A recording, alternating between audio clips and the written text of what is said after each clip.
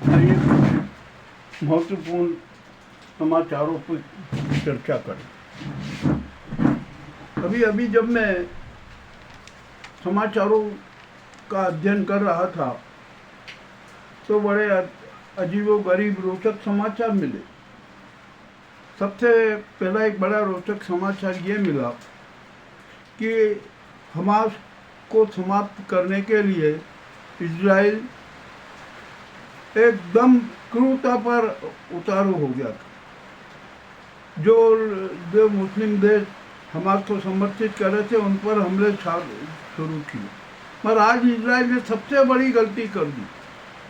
Saudi अरब के Mecca Medina पर missile दाग दी। यह उसके लिए सबसे बड़ा घातक काम किया। और अब इस कदम से अमेरिका भी संकट में आएगा, इजराइल भी संकट में आएगा और अनेक देश इजराइल के खिलाफ हो जाएंगे। अब ट्रंप यहाँ पर क्या करेंगे ये भी अभी सोचने की बात है, समझने की बात है। देखते हैं अब क्या होता है। और अब जितने भी मुस्लिम राष्ट्र हैं वे सब एक मंच पर आकर इजराइल के खिलाफ महाजंग की शुरुआत करेंगे और अब उसमें बचना बहुत मुश्किल होगा। ये नेतन्याहू ने अपने हाथ से अपनी बर्बादी को आमंत्रित कर लिया। अब यहाँ पर कोई नहीं बचाएगा। अब तो चीन भी है ना, सऊदी और अरब के साथ मिलेगा और निश्चित में बात करेगा कि क्या है क्या नहीं है। कतर, अब तो जितने भी मुस्लिम देश है ना वो सब एक मंच पे आ जाएंगे और इसका खामियाजा इजराइल तो भुगतेगा ही भुगतेगा, किंतु एक महाविनाशक विश्व युद्ध भी शुरू हो जाएगा। अब अमेरिका संकट में, ट्रंप कि क्या करेंगे, क्या नेतन्याहू को सपोर्ट करेंगे? मेरा तो ख्याल है कि ऐसा वो करेंगे नहीं। और रूस, जो चीन, जो अन्य महाशक्तियाँ हैं ना, वे सऊदी का साथ देंगे। अब यहाँ पर सवाल आता है भारत का। अरे भारत अब क्या करेगा? क्या वो इजराइल का समर्थन करेगा या सऊदी का करेगा? ये भी एक बड़ा धर्म संकट है या हमारी विदेश नीति बड़ी जंजाल में फंस गई है। यदि इजराइल का सपोर्ट किया तो सऊदी से जो लाखों भारतीय लोग हैं वे निकाल दिए जाएंगे। करोड़ों के एक डेढ़ करोड़ की संख्या में सारे निकाल के भेज दिए जाएंगे भारत। यह बहुत बड़ी चुनौती हो गई, बहुत बड़ा संकट आ गया।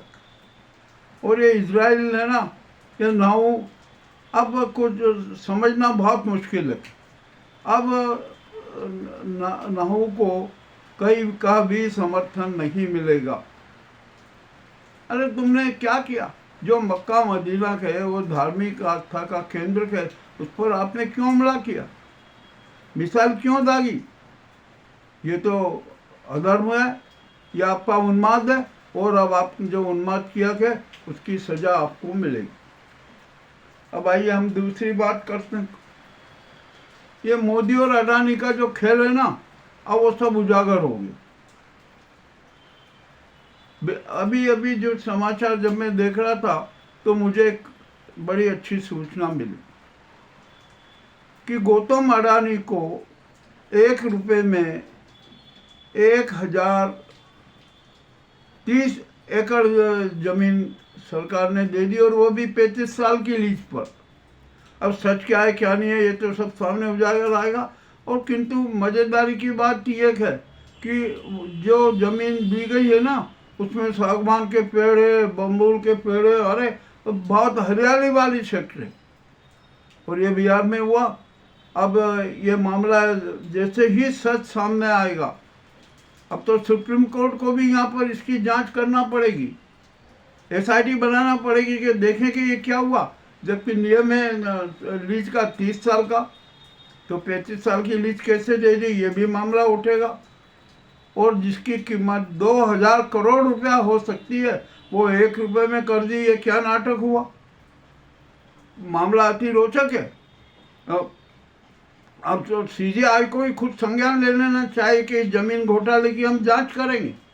एसआईटी जितनी जल्दी हो सकते 2-3 दिन में इसकी जांच एसआईटी गठित करके 2-3 दिन में ही जांच निकाल लीजिए। सारे डॉक्यूमेंट है, कुछ नहीं है, जनता बोल रही है। तो अब यहाँ पर मोदी जी की क्या हालत होगी ये भी आप सोच लीजिए, अडानी की क्या हालत होगी ये भी सोच लीजिए। और अब तो मुझे ऐसा लग रहा है कि अडानी और मोदी की जो षड्यंत्र है ना, इसका खामियाजा पूरी भाजपा को भुगतना पड़ेगा। और संभव है कि अडानी और मोदी तुरंत गिरफ्तार भी हो सकते, ये होगा, ऐसा करना पड़ेगा। अब और मामला एक अभी अभी अभी का समाचार आया, अब तो सुप्रीम कोर्ट ने भी स्पष्ट कर दिया कि जितने 225 अपराधी सांसद है ना, वे अयोग्य घोषित किए जाएंगे और उन पर 6 साल का राजनीतिक बैन भी लगेगा। और सुप्रीम कोर्ट ने चुनाव आयोग को भी नोटिस भेज दिया, यदि चुनाव आयोग ने इस पर कार्रवाई नहीं की ना तो उस पर भी कार्रवाई होगी। ये भी अब बहुत स्पष्ट हो गया। अब आइए आगे की बात करते हैं। ये चुनाव आयोग बड़ा उन्माद में आ गया और उसने न्यायपालिका को, सुप्रीम कोर्ट को चुनौती दे दी। कहा कि आप हमारे मामले में हस्तक्षेप मत कीजिए, ये हमारा विशेषाधिकार है, हम जो करेंगे वैसा ही चलेगा, आपको हस्तक्षेप करने का अधिकार नहीं है। ये चुनाव आयोग का जो ज्ञानेश कुमार है ना, इसको किसका घमंड है, कौन इसको उकसा रहा है? यही गुजराती गैंग, मोदी और अमित शाह, ये सारा उनका षड्यंत्र है। और अब उनका षड्यंत्र बहुत महंगा पड़ने वाला, इतना महंगा पड़ेगा कि शायद उनको उसकी परिकल्पना नहीं है। मान लीजिए कि आज चुनाव आयोग ने बोला, कल से सीबीआई कह देगी कि हमें काम करने दीजिए, सुप्रीम कोर्ट हस्तक्षेप ना करे। ईडी बोल देगी कि हमें अपना काम करने दीजिए, हमारा विशेषाधिकार है, सुप्रीम कोर्ट हस्तक्षेप न करे। आयकर विभाग, अन्य दूसरे जो विभाग है, सब ये कहने लग जाएंगे। अरे तो फिर आखिरकार कौन क्या करेगा भाई? आप ही क्या सब होगा? क्या ये नाजीवादी चलेगा? अब बिल्कुल नहीं चलेगा नाजीवाद। चुनाव आयोग को तो सुप्रीम कोर्ट ऐसा सजा देगा, ऐसी सजा देगा कि जिसकी कोई सीमा नहीं। मामला अति घातक हो गया। और ये जो मोदी और अमित शाह है ना, ये सुप्रीम कोर्ट से पंगा लेने की बजाय पंगा यही ले रहे हैं, किंतु ये अपने चिंटुओं को माध्यम बना रहे। अब आपने ये ज्ञानेश गुप्ता ने चुनाव आयोग को चुनौती दे दी, परंतु ये ज्ञानेश गुप्ता भूल गए कि संविधान की रक्षा करना, जनता की रक्षा करना, उसके मौलिक अधिकारों की रक्षा करना, देश में सुव्यवस्थाओं की रक्षा करना, भ्रष्टाचार के खिलाफ कठोर से कठोर सजाएं देना, ये सारे के सारे काम न्यायपालिका के। न्याय देना के लिए जनता को न्याय देना पड़ेगा, राष्ट्र को न्याय देना पड़ेगा, समाज को न्याय देना पड़ेगा, इंसानों को न्याय देना पड़ेगा। और यह काम सिर्फ सुप्रीम कोर्ट के है, यह सुप्रीम कोर्ट का अधिकार के, संवैधानिक अधिकार के। यदि चुनाव आयोग गलत काम करता है तो उसको सजा देगा, तो सुप्रीम कोर्ट निश्चित देगा। अरे कल से तो ज्ञानेश कुमार जी कह देंगे कि अरे हमने तो है ना वो ईवीएम के नाम पर हजारों करोड़ व्यय कर दिए, इसमें कर दिया, हुआ कि नहीं हुआ, कुछ भी काम नहीं, इसमें भी सुप्रीम कोर्ट हस्तक्षेप न करे। ये क्या बड़ी मजाक बात है। और मेरा तो ख्याल है, ऐसा लग रहा है कि अब ये मोदी और अमित शाह का जो गुजराती गैंग का सारे षड्यंत्र नाकाम हो रहा है ना, तो वो विचलित हो गए। उन्होंने कहा कि किसी भी तरीके से सुप्रीम कोर्ट को बदनाम करो, ये सुप्रीम कोर्ट को बदनाम करने का षड्यंत्र है। और मजेदारी की बात तो यह है, हमारी राष्ट्रपति जो न्यायाधिपति हैं, उनको भी कुछ सूझ नहीं रहा, वो भी समझ नहीं रहे, वो भी कुछ बोल नहीं रही, क्योंकि क्या वो तो ये तो सिद्ध है कि वो नाजी के और गुजराती गैंग के हाथों की कठपुतली है, इसलिए नहीं बोल रही है ना। नहीं तो न्यायाधिपति होने के नाते उनको स्पष्ट कहना चाहिए था कि चुनाव आयोग ने कितनी गलत काम किया है। सुप्रीम कोर्ट न्याय देने के लिए बनी है या आपके विशेषाधिकार के लिए नहीं है। संविधान की रक्षा के लिए बनी है, जनता की रक्षा के लिए बनी है, राष्ट्र की रक्षा के लिए बनी है। और आप संविधान के हत्यारों की बातों पर, उनके षड्यंत्रों पर, उनके उन्माद पर मौन है। ये भी अच्छी बात नहीं है। ये बात जब आप जनता को पता लगी ना, तो जनता भी अब राष्ट्रपति मुर्मू को धिक्कार रही। अरे क्या नाटक हो रहा है इस देश में? कुछ जनता है क्या नहीं? और अब ये 90% जनता सड़कों पर उतर जाएगी, ये मैं आज स्पष्ट रूप से चुनौती दे रहा हूँ, स्पष्ट रूप से बता रहा हूँ। और ये एक भी नहीं बचने पाएंगे। ये इतने भागेंगे, ऐसे भागेंगे कि इनका पता नहीं होगा, इनको छिपने की जगह नहीं मिलेगी। अब ये जनता यहाँ पर मैदान में आएगी, सड़कों पर आएगी। बहुत खतरनाक खेल हो गया कि ये गुजराती गैंग ने है ना, देश को तबाह करने के लिए सारे षड्यंत्र रच लिए हैं। इनका मकसद है देश में गृह युद्ध होना चाहिए, हिंसक गृह युद्ध होना चाहिए। ये इनका लक्ष्य बना हुआ है। अब ये लक्ष्य भी सफल नहीं होगा। आइए अब चुनाव आयोग का एक और सुप्रीम कोर्ट ने रटार लगा दी। SIR के मामले में आज जो बहुत निर्णय हो रहा था, सारा था, वो आज वो निर्णय नहीं हुआ। अब 7 अक्टूबर को अगली सुनवाई होगी। किंतु चुनाव आयोग को सुप्रीम कोर्ट ने स्पष्ट संदेश दे दिया और स्पष्ट चेतावनी दे दी। इसने यहाँ तक कह दिया कि SIR का किसी ने विरोध नहीं किया है। किसने विरोध किया आप ये बताइए? SIR के पक्ष में सभी हैं। राजनीतिक शुचिता जरूरी है, मतदाताओं का अधिकार के संरक्षण होना जरूरी है। ये बात सुप्रीम कोर्ट ने कही ना, तो उसने कहा कि ठीक है। अरे आप बिहार की बात भी छोड़ दिए, बिहार तो अलग की बात है। आप पूरे देश में जब SIR लागू कर रहे हैं ना, तो वो पूरे देश में ईमानदारी के साथ लागू करना होगा। यदि आपने ईमानदारी के साथ लागू नहीं किया ना, तो हम हाथ पे हाथ रख के नहीं बैठेंगे, हम दत्तात्रेय नहीं बनेंगे, हम SIR को रद्द कर देंगे। ये सुप्रीम कोर्ट ने स्पष्ट निर्देश दे दिया चुनाव आयोग को। बिहार के मामले में आया। अब बिहार के मामले में जब सुप्रीम कोर्ट ने आधार कार्ड को कह दिया था कि ये बार डॉक्यूमेंट रहेगा, सुप्रीम कोर्ट ने स्वीकार भी कर लिया था। किंतु बिहार में आज तक चुनाव आयोग ने अपने BLO को आधार कार्ड स्वीकार करने का आदेश नहीं दिया।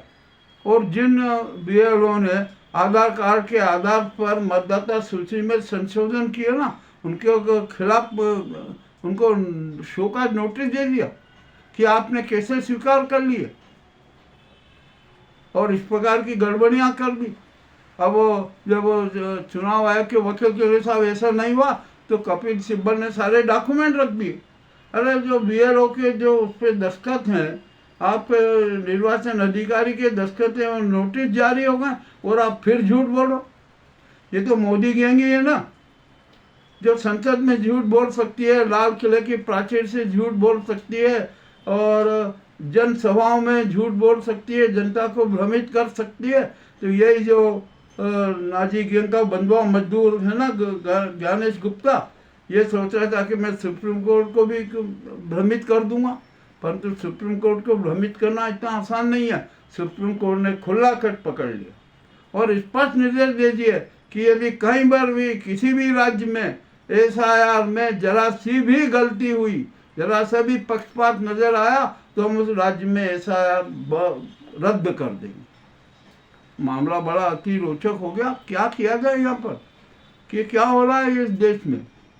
और राष्ट्रपति जी तो अब क्या कहें उनके लिए, वो महिला भी हैं, बेचारी परेशान भी है, और अब ये नाजी गैंग के खिलाफ वो कैसे कदम उठाएगी, ये भी एक बड़ी मुश्किल है।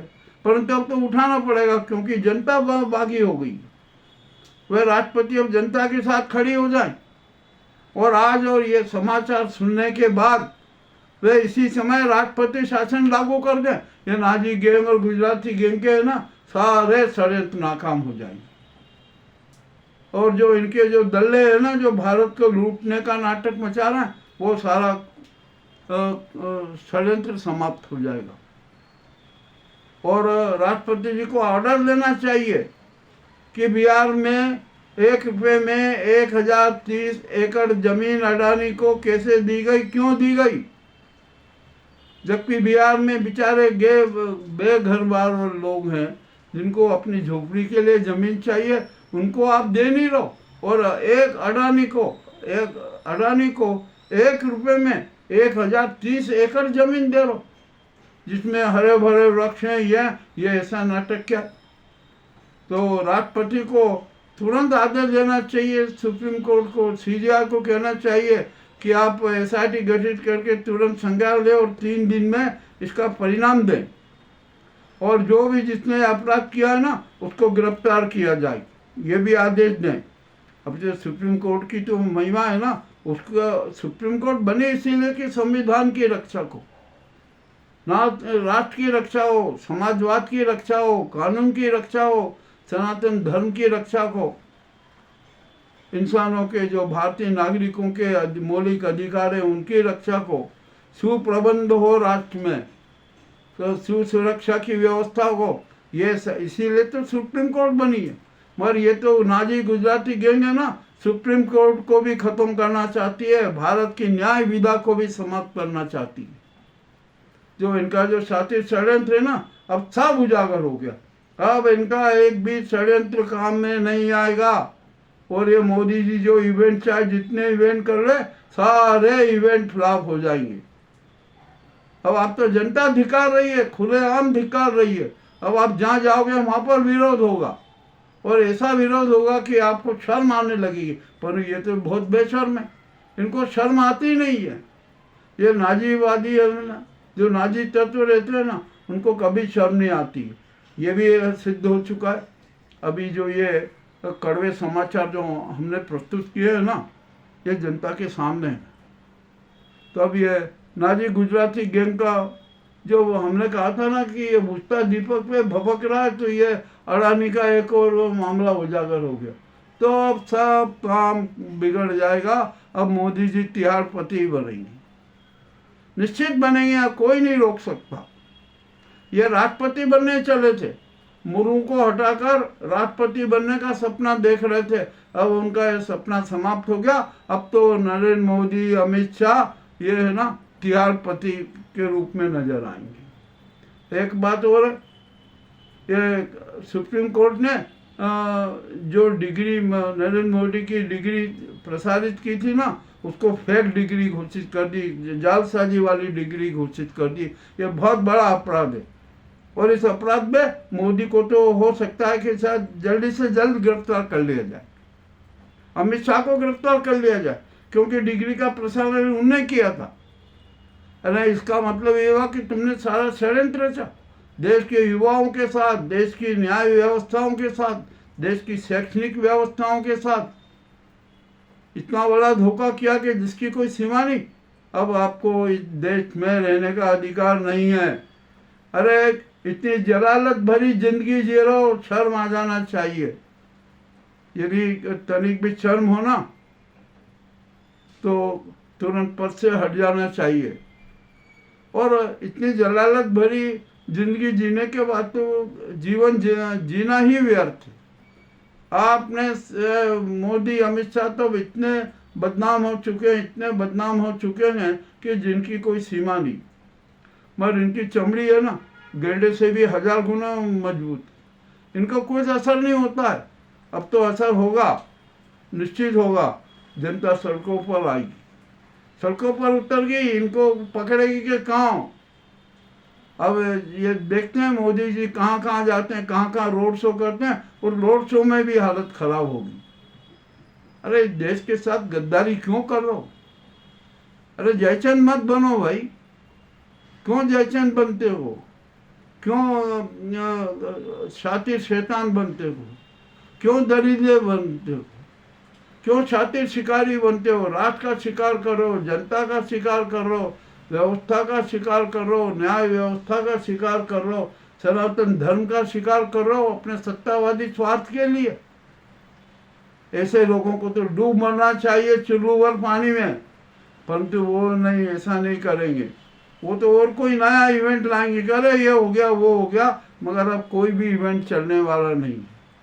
ये आज के जो कड़वे समाचार थे, बहुत कड़वे समाचार।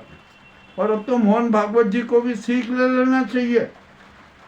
मोहन भागवत जी भी जनता के साथ खड़े हो जाएं और वह स्पष्ट कहें कि मोदी और अमित शाह इनको सबको हटा देना चाहिए।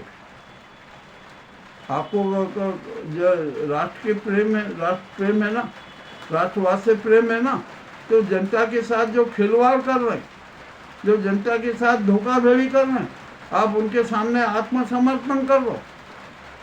और आप किस प्रकार का सौदा करना चाह रहे हो ये भी सब पता, सब उजागर हो जाएगा। तो मोहन भागवत जी को भी हम ये संदेश दे रहे हैं, ये जनता का संदेश है, 90% जनता का, कि इस नाजी गैंग के सामने आत्मसमर्पण करने की जो आपने भूल की है ना, ये अच्छी नहीं है। अभी भी समय है, जनता के साथ खड़े हो जाओ।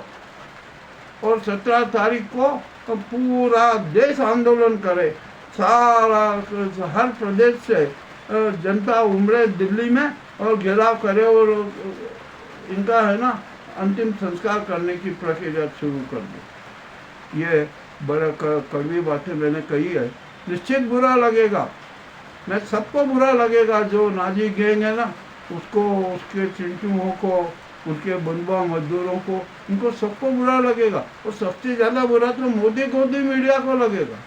उसने तो समाज पालिका के शव पर बैठकर अपने स्वार्थ सिद्ध करने लगे। अरे समाज पालिका के शव पर बैठकर, अपनी आत्मा के शव पर बैठकर इस नाजी गुजराती गैंग के जूतों की जुबान से पालिश कर रहा, तो आप जैसा तो कोई धिक्कार का पात्र नहीं है। मगर आपको धिक्कार नहीं है पसंद आ रहा है, आपको नहीं लग रहा है कि धिक्कार, जनता धिक्कार रही है, इससे ज़्यादा शर्म की बात तो क्या हो सकती है। तो ये मैंने जो कड़वी कड़वी बात कही है ना, यह निश्चय आपको बुरा लगेगी लोगों को, मगर जनता को बुरा नहीं लगेगी। 90% जनता इस प्रत्युषे से बहुत खुश होगी कि अरे कम से कम समाज पालिका में भी ऐसे लोग हैं जो सच को सामने रखते हैं। तो ये हमने जो सच आपके सामने रखा है ना, ये बड़ा कड़वा है किंतु आंखें खोलने वाला। हमारे आज की ये प्रस्तुति आपको कैसी लगी अवश्य बताएं। बहुत बहुत धन्यवाद।